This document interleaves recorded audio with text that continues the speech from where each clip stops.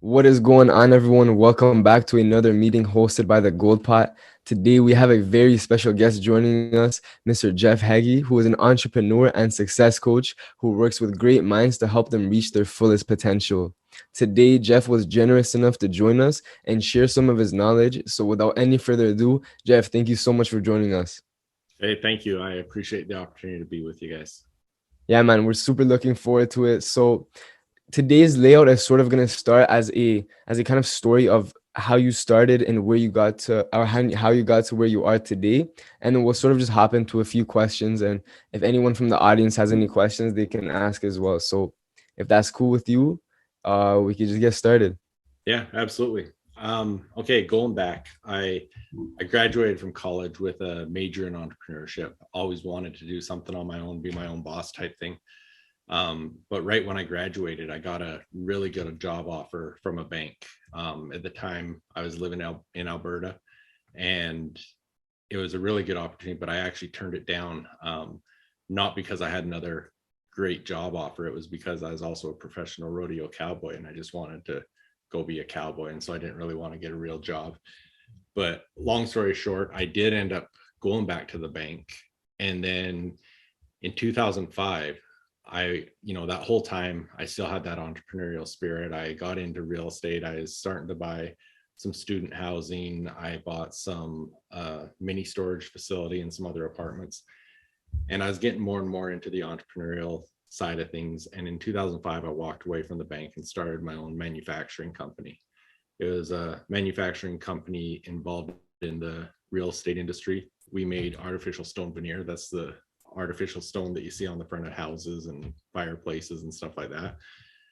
And that was an incredible experience, running that company, because we started from not knowing anything about the industry to really expanding into a lot of different parts of it.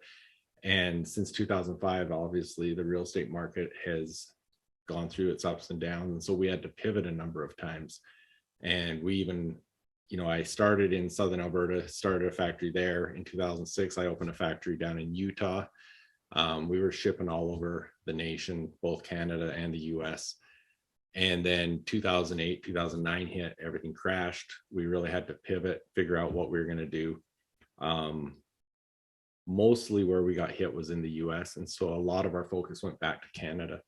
But one of the things we did was we started putting more focus into the retail side and opened some of our own retail locations. And when I did that, I actually approached some of my competitors, because I didn't want to just have a store with just my product and someone comes in, they don't want something, I don't want them leaving without buying something. So I actually brought a lot of my competitors' products in as well and kind of tiered my market that way. And that was an incredible business. We actually ran it till January, when we ended up shutting it down during COVID because of all the complications that we went through. But in addition to that, a couple things. One, I've had a lot of opportunities throughout that time since 2005 to do a lot of mentoring and coaching and doing different things, and I loved it. I ended up, probably in the last 5 years, taking that on more and more seriously, and to the point that when I decided to shut down the company, I was doing the coaching on more of a full-time basis with entrepreneurs, working with entrepreneurs and different businesses. And then additionally, I've been a basketball coach for the last 20 years. And one of the things during the pandemic that I saw a lot of is kids that were, they're focused on, they're going to get a college scholarship to go play their sport and stuff like that. And then they run into so many situations through the pandemic with their seasons getting canceled and different things, and really dealing with a lot of the mental anxiety and stuff. And I ended up creating a program called the Confident Athlete Program. So similar to what I do with entrepreneurs in my coaching, I also work with athletes. And so wearing a couple hats there. And yeah, it's kind of brought me to where I am today. And it's been a really cool road. That's a great story, man. I'm really thankful that you're here today to be sharing that with us. And I'm sure that a lot of the students listening are definitely going to check out your page and also be motivated by your story. So, just out of curiosity, because we're at an age where a lot of people are trying to figure out what they want to do and what they want to be in the future. And obviously, the people listening to this and those in the call right now are trying to figure that out on the business end. So what got you into stones for homes? Like that feels like such a specific niche. It is, and you hear so many people that, they were in it, working in an industry, and they really gained a love for it or whatever, and went from being an employee in that industry to starting their own company. That's not what happened with me. It was strictly a business opportunity. I didn't know anything about the industry. I didn't know anything about the manufacturing. I obviously had seen the product before, but didn't really know anything about it. And what had happened is one of my clients, when I was at the bank, was a home builder. And I was sitting in his office one day, and I was looking through a catalog of his where he ordered his stone. And I got looking at it, and I thought, you know what, I could do this. I could figure this out. And I found someone in Missouri that taught me the manufacturing process.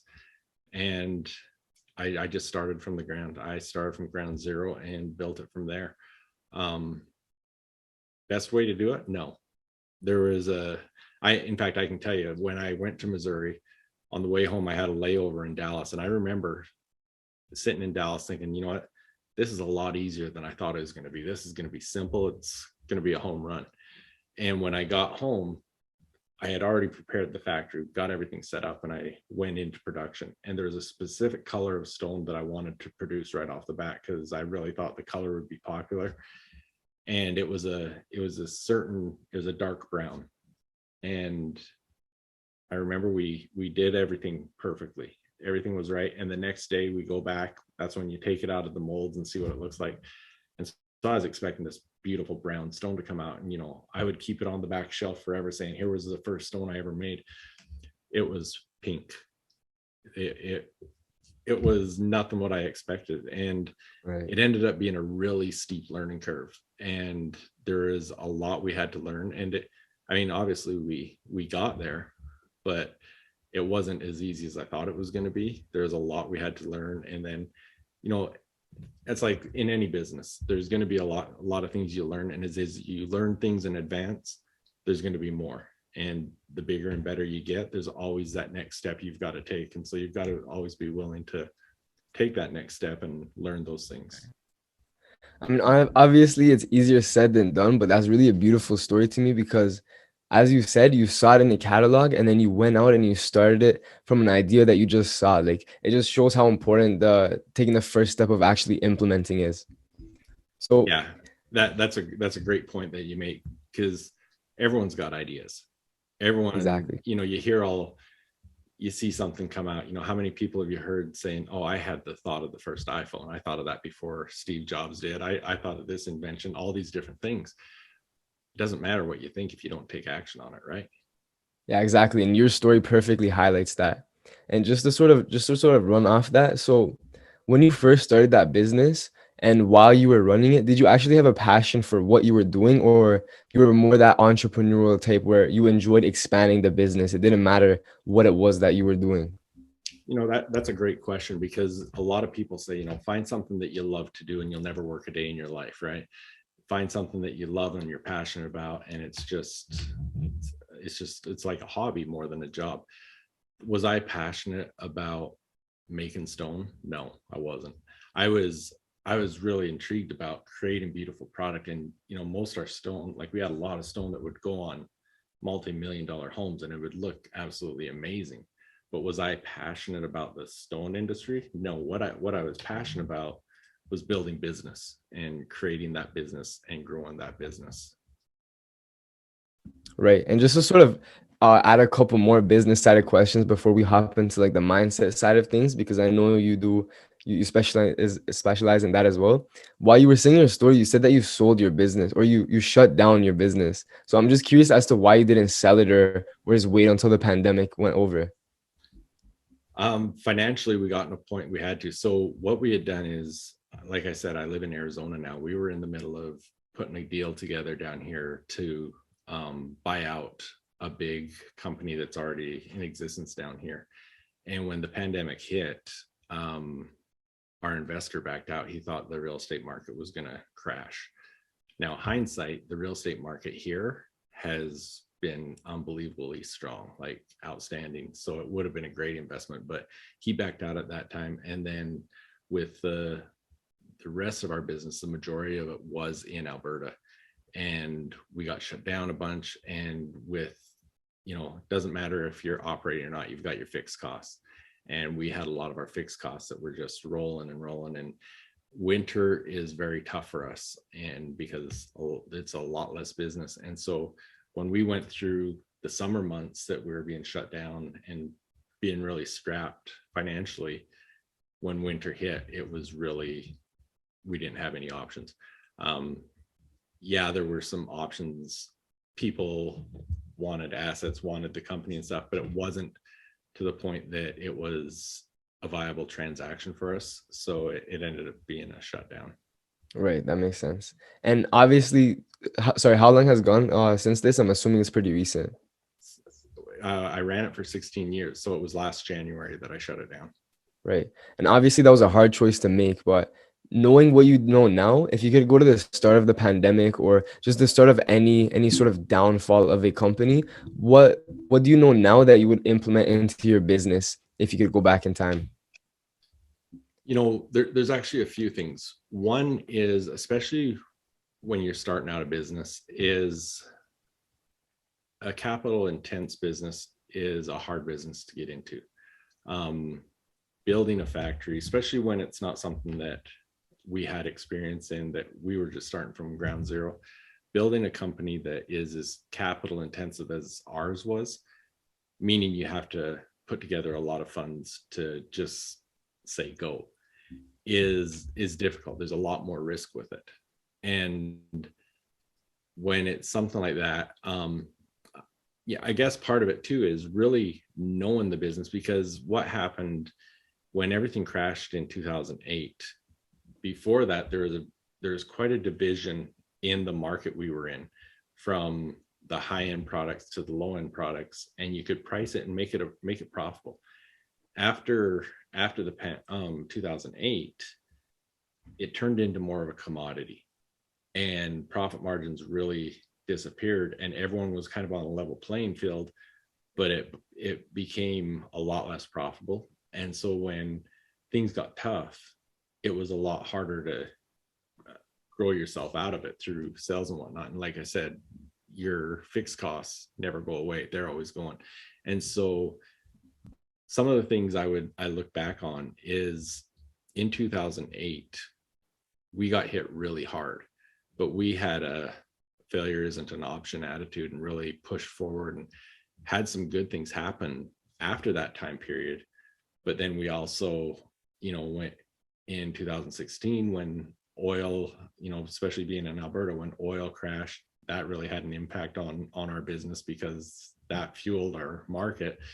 There's a lot of things that hit us that way. And one of the things looking back is understanding that when you're running a business, when you're an entrepreneur, failure is an option, and you've got to be willing to accept that. Even as a business coach, I talk to clients about that.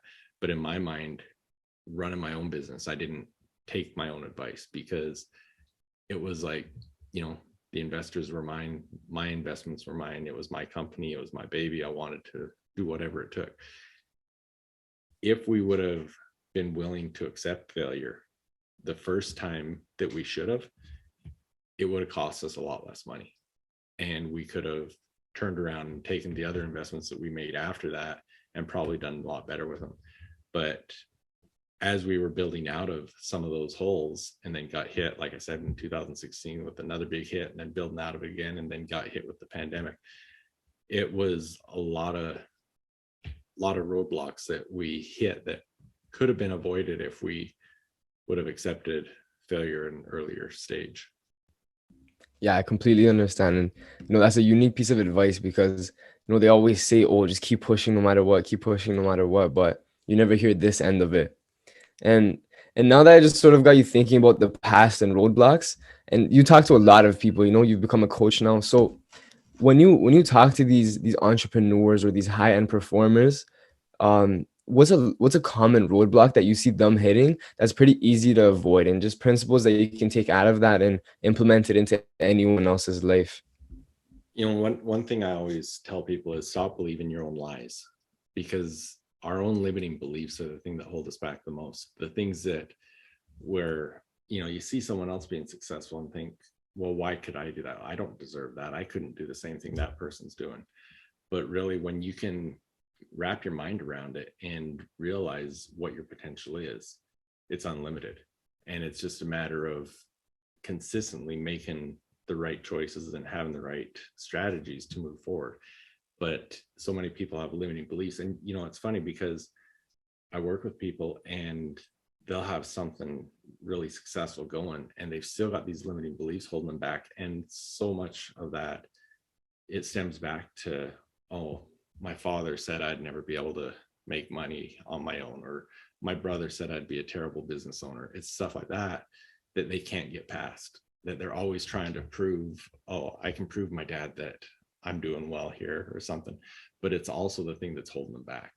And once they can get past those limiting beliefs and put the right things in place and say, you know what, it doesn't matter what other people think, I'm more concerned about what I'm doing and where I'm going, and I believe in myself, that's when they can be a lot more successful. Right. And just to sort of go on like the flip side of this question, obviously as a business person, you work with a ton of people, right? You've met with investors, a lot of good employees, hardworking people, and just a bunch of different people in that industry. So I was wondering to ask, is there any specific traits that you see in hard workers or successful people that regular people can, or quote unquote regular people can implement into their daily lives? Yeah, absolutely. And one of the things I talk about a lot is I want to hire employees that have an entrepreneurial spirit, that have, even though it might not be their company, they want to run it like their own company. I had a guy that ran my Canadian operation that, I mean, I couldn't replace him because he ran it like it was his. He was committed to it, he was devoted to it, and he worked hard regardless of whether it was his or not. And that's one of the things I think, you want to be successful, look for opportunities to go above and beyond, do more than what you're getting paid for. And there's a saying that I think it came from Napoleon Hill: do more than what you're paid for and eventually you'll get paid for what you're worth. And there's so many people that are, oh, I don't get paid to do that, I'm not going to do that extra stuff. Well, when you are willing to do more than what you're paid for, your value to the business, to your boss, to everyone goes up. And when your value goes up like that, that's when you're going to get more opportunities and more experiences, and it just grows from there. Right. Yeah, that's a great piece of advice as well. And I know I asked about what would you do if you could go before the pandemic and sort of change things around. But just to take it a step further, if you were 16 years old right now, because that's sort of 16 to 18 is around our target audience, just the young entrepreneurs. If you could go back to that age in today's day and age with all this technology, social media, all these new tools and platforms, what would you do in order to have a successful future knowing what you know now? I would get as much experience in as wide a variety of things as I could.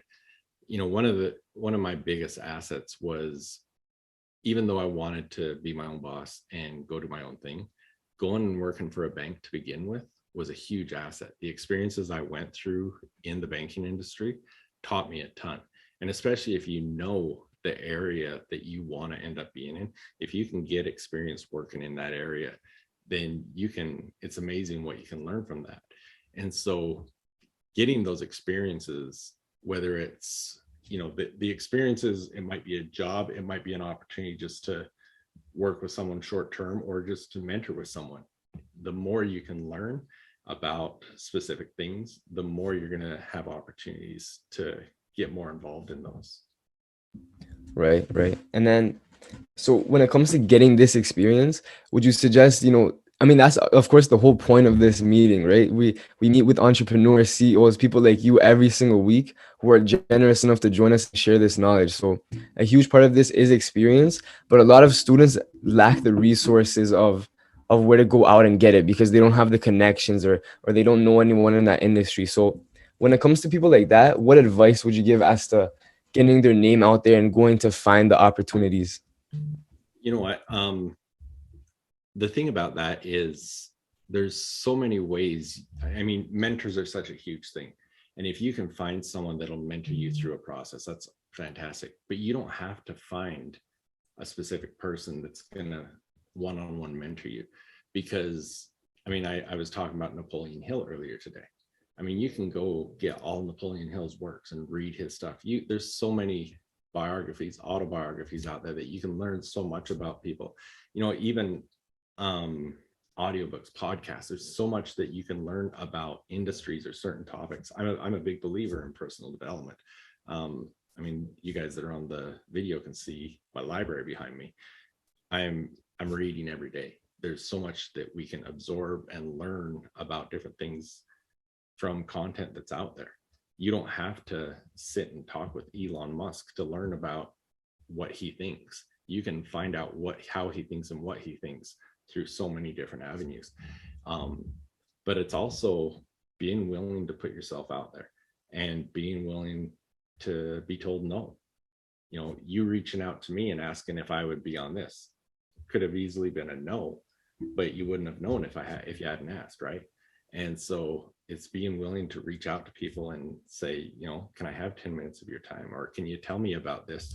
And if they don't, you didn't lose anything, but learn what you can. Right. That's great. Yeah, and the thing that you said about saying no, that's a huge part, right? And that's something that I want to share with everyone listening too as well, because a lot of these great speakers that we bring on, it's simply just shooting them a message and just taking that first step that a lot of people don't want to take, as we talked about before.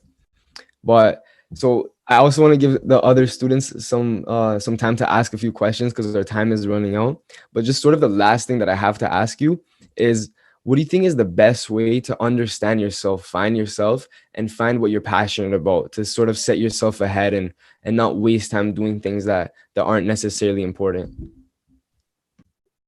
Number one is figure out what your goals are. You know, that all my clients, even if they tell me that they've got their goals figured out and stuff, I've got a goal setting program I run them through. It's at jeffhagee.com/goals. It's free. And, you know, once you figure out what you really want and why you want it, and that's all figured out through that program, then it's easier to go that way. But especially for like you guys that are younger, don't be worried about going down a path and it not being the right path, because the experiences you learn will help you in other areas. You know, an example I like to talk about is, you know, I was talking about my manufacturing company, and in 2008, 2009, when the economy crashed, we were having some problems. I was trying to figure out how I wanted to pivot that company and wasn't sure what to do. I was coming up with all sorts of ideas and didn't feel good about them. I was at a business conference in Hawaii, and I was sitting at a table with a lady that owned a scrapbooking company. In my mind, we had nothing in common. But through our conversation, she told me some of the things she had done with her scrapbooking company to pivot that company that end up being exactly what I needed to do with my company. And so, I mean, the more experiences you can have in different areas, the more value you can bring to whatever it ends up being that you're going to do. And so, you know, looking at what I do now, should the fact that I was a professional rodeo cowboy have anything to do with what I do now? Probably not, right? But I actually use a lot of things that I learned through that process in what I teach today. And so everything I do has a reflection of all the experiences I've had before this. Right. And that's a perspective that we really don't get. Like, I ask a lot of people this question and we get different answers every time. And just sort of seeing that every experience and every path that you take, there's going to be something positive that comes out of it, because in this age everyone's worried about choosing the wrong career path or going to school for the wrong program. But obviously, after hearing this, hopefully they get a different insight on it and a different perspective. Yeah, So absolutely. that's about it for my questions, because I don't want to take too much of your time. I'll sort of open up the floor for, I know Dennis and Hike have a question, so if they want to unmute, you guys can go ahead, because we have about 5 minutes left. Okay, I'll go first. Okay, so Jeff, which one do you think is more important, getting knowledge in school about business or real life experiences? Like, which one can help you more?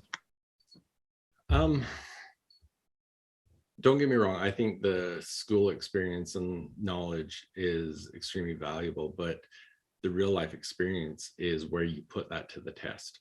And is everything going to be exactly what you learned in school? No, you're going to have to improvise. You're going to have, you look at that, what you learn in school, and it's what's considered general knowledge. And to really be successful, you're going to have your specialized knowledge in a lot of areas. And so, I mean, they go hand in hand, but it's going to be the real life experiences that really help you to get to the top. All right, thank you so much. You bet. All right, Dennis, I know you have a similar question regarding the sort of school aspect, so you can unmute. Yeah. So I know you got like an entrepreneurship like degree, and like it was it either college or uni, but I was still wondering like if there was like another program that like you want to go into, like which other programs do you think would be like a significant choice? That's interesting. At the time when I was going, my whole focus was I want to get done school as fast as I can. I don't want to be spending my time in school. I just want to get out. Hindsight, I wish I would have taken it further. Would things be different for me if I had continued on, got my master's or something? Maybe not. I don't know. But really, my take on it is you don't know what you don't know. And so, having the opportunity, especially when you're young, to be able to say, I'm going to go to school. And I think that's especially those that have the entrepreneurial spirit is like, I just want to get done. I want to start my career. I want to get moving on. Well, that's always going to be there. And if you have the opportunity to get the schooling in, I think it's very valuable. The other thing to consider is that schooling that you get, you don't realize it at the time how valuable that network is, especially if you're in a business program or something. All these people that are going to go in and build companies or work for companies, that's a valuable network that you're building. What would I have gone into? Finance is one that was always interesting to me, that I was curious to know more about. Marketing is, it doesn't matter what you're doing. You're in sales, you're marketing all the time. So there's a lot of interest there. If it's trying to sell your kid on going to bed at night, or it's selling a product, everyone's selling. So marketing is always a valuable one too. Oh, okay. Thank you. You bet.